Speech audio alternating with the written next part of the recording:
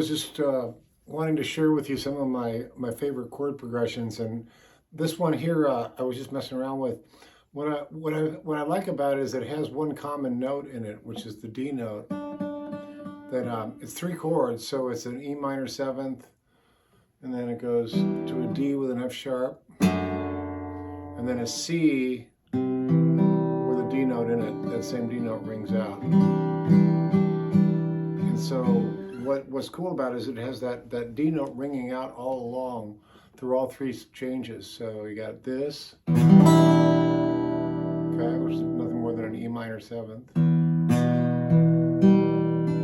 So you got your 2nd finger on the 2nd fret of the A string, 3rd finger on the 2nd fret of the D string, and your pinky picks up the 3rd fret of the B string, and that spells out an E minor 7th. Now what's cool about this, you can leave that pinky there and just move your 2nd finger to the 2nd fret of the G string, and then, your 3rd finger, right there.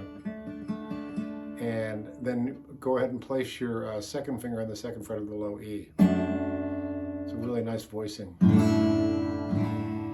And then now all you got to do is move your 2nd and 3rd finger to the 3rd finger goes 3rd fret of the A, 2nd finger is 2nd fret of the D, and that pinky again stays there. It's just a form of a C. Okay, so now check out how by keeping that one note ringing out through it, it sounds pretty cool.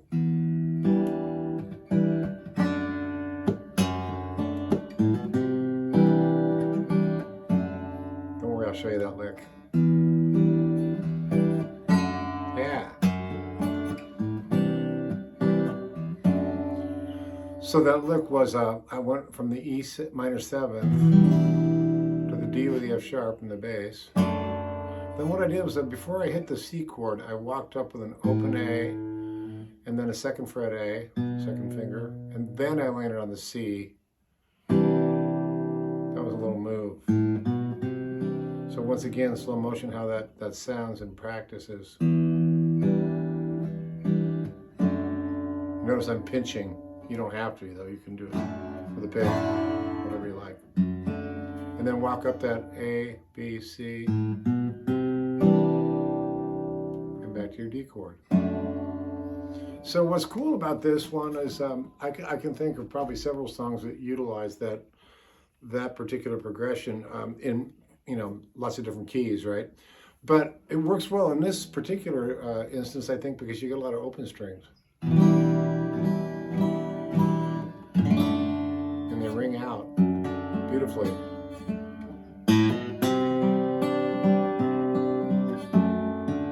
Now if I finger pick it, I can, I think I'll stumble upon a couple little passing phrases and then I'll share with you. So let's see where I go.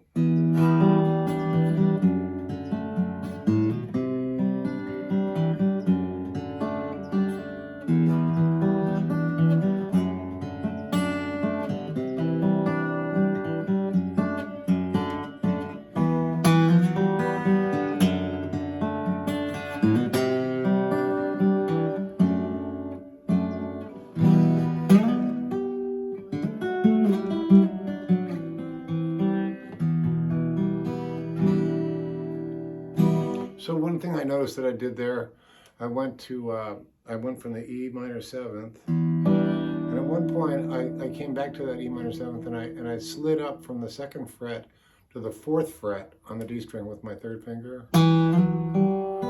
That's an effective lick. Whether you keep that D note in there or not, you could go. That's a great sound. Or you could alternate. So how does that sound in practice? Well, it sounds like you'd be going your regular A minor 7th, and you got your D, maybe walk up to the C, and then you get back to your E minor, or to that D again. So that's a little tricky because you gotta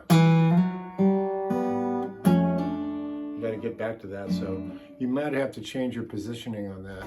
In this case, what I did instinctively was I put my thumb over the top for that F sharp, Then I use my first finger on the second fret of the G and my second finger on the third fret of the D. That's how I form the D.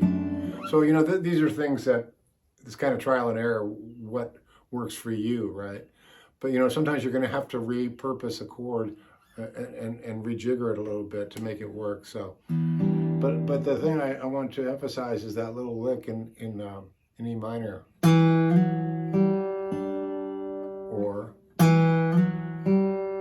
even easier. But in this case, in order to, well, I think it's kind of cool to let that D in there because it's happening all the way through the thing.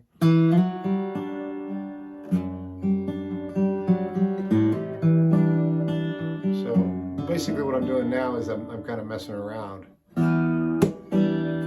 with a rhythm, into that kind of rhythm. And then you heard me go up high there. I'll show you that move. This is something you could try if you're feeling ambitious, or adventurous, I should say. So what I'm doing is I'm going to the 9th fret of the D string with my third finger. There's the note. It's a B note. And then I'm picking up the 8th fret of the B string with my second finger, which is really an E minor voicing. I like it up here though. If you want to be, you know, a little bit fancy with it, you could slide up on the A string from the 2nd fret all the way up to the 7th. That's a pretty cool lick. So you're sliding from the B note all the way up to the E, and then hitting that low E, and then walk it down like this.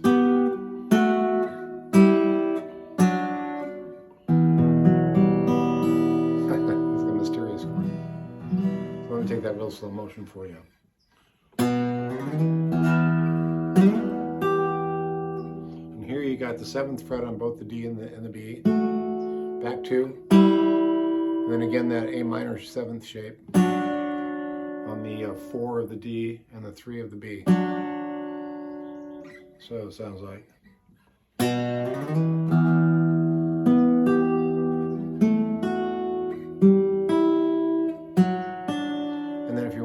Get some mystery in it, you play the minor 9th chord, which is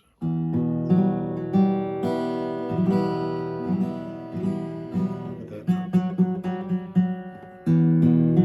So I got my first finger on the 2nd fret of the A, open E string on top, and then I'm putting my pinky on the 4th fret of the D. That's a pretty cool chord there. I like that. So now what I'm going to do is, what I like to do is play it out, and I'll use all the phrasings and all the little licks that I showed you and just try and incorporate them into the actual move itself, progression, and see what happens. I'll build on it a little bit.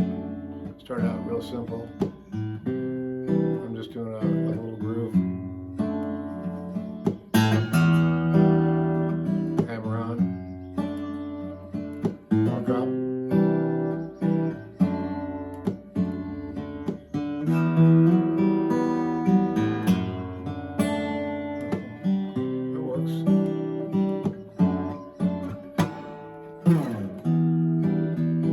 Okay, now I'm going to get after it a little bit.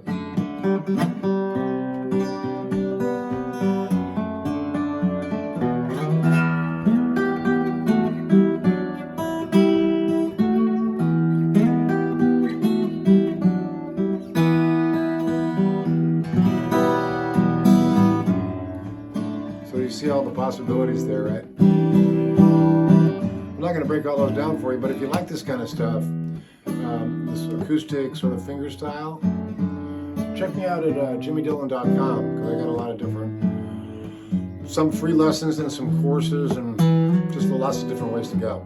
So I'd love to see you there, and also I'd like to hear any kind of you know, ideas you may have, critiques, or maybe requests.